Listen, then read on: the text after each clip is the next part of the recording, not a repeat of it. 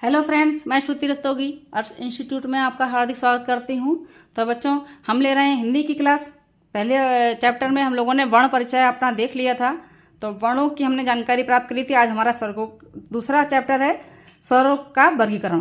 तो आज हम देखेंगे स्वर का वर्गीकरण। आज आपकी दूसरी क्लास होने वाली है। जो पहली क्लास आपकी थी वह वर्ण परिचय थी, और आज आपकी दूसरी क्लास है। बिल्कुल पहली क्लास से हम लोग चल रहे हैं। तो देखिए, जो बच्चे नए आए हैं वो चैनल को सब्सक्राइब कर लें। कुछ बच्चे जो है कंफ्यूजन में रहते हैं कि उनको वीडियो नहीं मिल पाती नेक्स्ट वीडियो इसीलिए नहीं मिल पाती है आपको क्योंकि नोटिफिकेशन नहीं पहुंचता। और नोटिफिकेशन इसलिए नहीं पहुंचता क्योंकि आपने चैनल को सब्सक्राइब ही नहीं किया हुआ है।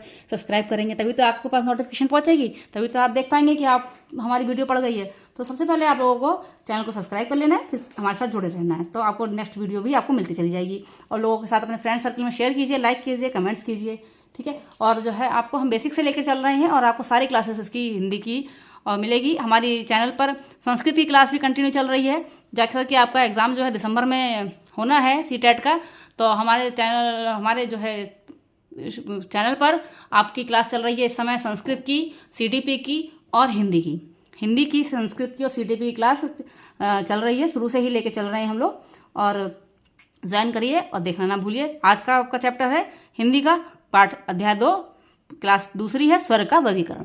तो चलिए स्टार्ट करते हैं स्वर का वर्गीकरण। देखिए, स्वर कितने प्रकार के आप बताए हैं यहाँ पर? 3 प्रकार के, ह्रस्व स्वर, दीर्घ स्वर और प्लुत स्वर। स्वर कितने प्रकार के बताए हैं? ह्रस्व स्वर, दीर्घ स्वर और प्लुत स्वर। देखिए, ह्रस्व स्वर में कितने स्वर हैं यहाँ पर? अ, ई, उ, ऋ। और दीर्घ स्वर में आपके आ, ई, उ, ए, ऐ, ओ और औ।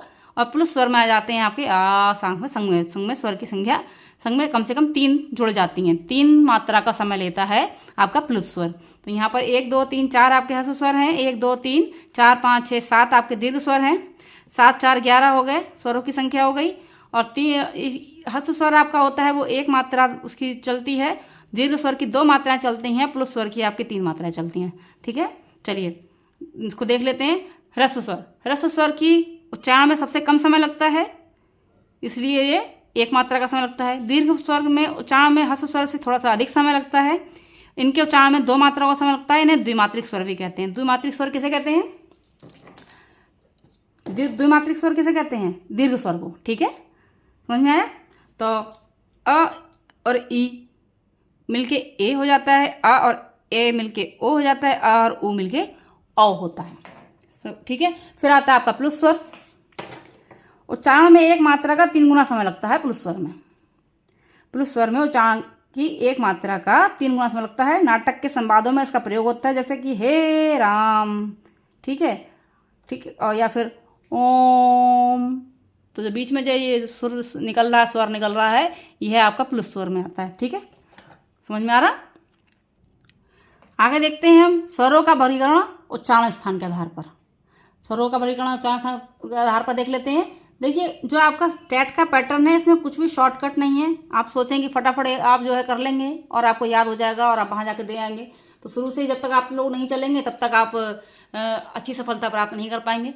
इसलिए शुरू से ही क्लास को लेकर चलें। हम शुरू से बता रहे हैं और एग्ज़ाम टाइम तक आपकी क्लास ही चलेगी, ठीक है। तो आपका जो पैटर्न है आप अभी से लेकर चलें। कुछ चीज़ें समझने वाली होती हैं जो जल्दीबाजी में छूट जाती हैं।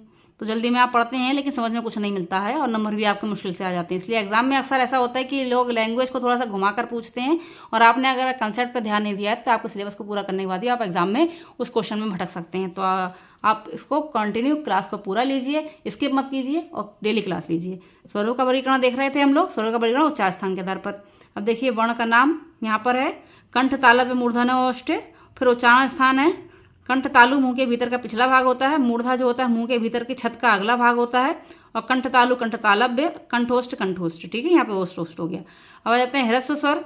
ह्रस्व स्वर कौन कौन से होते हैं? अ, ई, ऋ और उ होते हैं ह्रस्व स्वर, ठीक है। दीर्घ स्वर आ जाते हैं आपके आ, ई, ए, ऐ, ओ, औ और उ। और निरानुनासिक शब्द स्वर जो होते हैं आपके मौखिक स्वर आ, ई है। और अनुनासिक स्वर आपके हो जाते हैं अंग, आ और एंग, ठीक है। तो यहाँ पर देखिए, कंठ से निकलने वाले आ हो गए। फिर यहाँ पर तालव्य से निकलने वाले शब्द हो गए और मूर्धन से निकलने वाले शब्द हो गए और ओष्ठ से निकलने वाले शब्द हो गए। समझ में आई आपको? तो यहाँ पर आपका स्वरों का वर्गीकरण है इतना। यहाँ पर नेक्स्ट वीडियो हमारी आपकी रहेगी व्यंजन की, ठीक है।